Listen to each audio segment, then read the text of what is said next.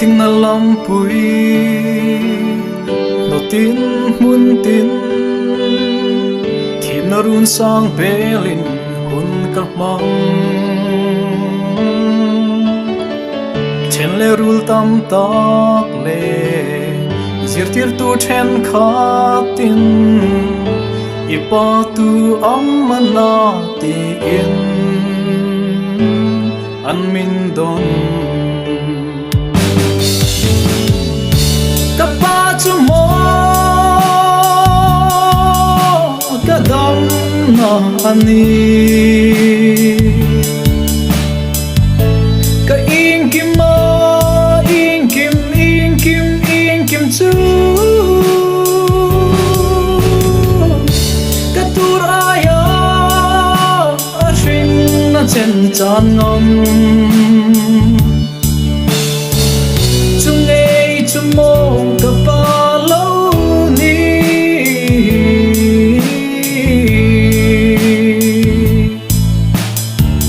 tim da shil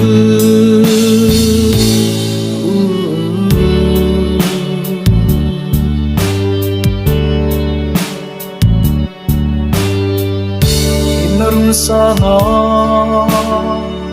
kalen rul ha anin sumir hun ha nandonin irhunin sang chelin vantlang chunga lengin chum sin nei chu le zu an ni thu an mir shil kapa chu mo mi shi mel nani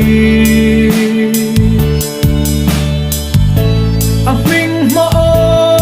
in kom zik ding nei velau kaya ding chun mi ro pui ani ta hlot ling na thurup nge chu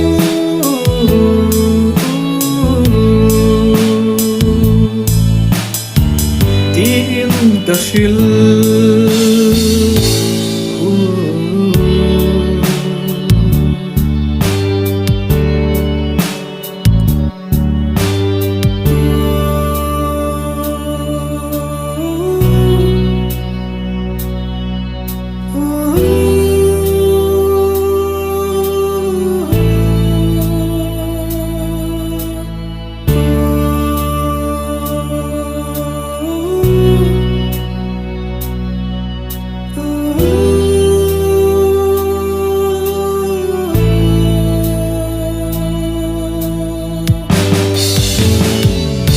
kapa chu mo kadam na ani ka in kim ma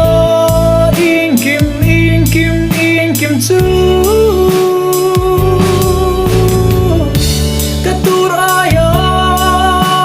ashin na chen chan ngom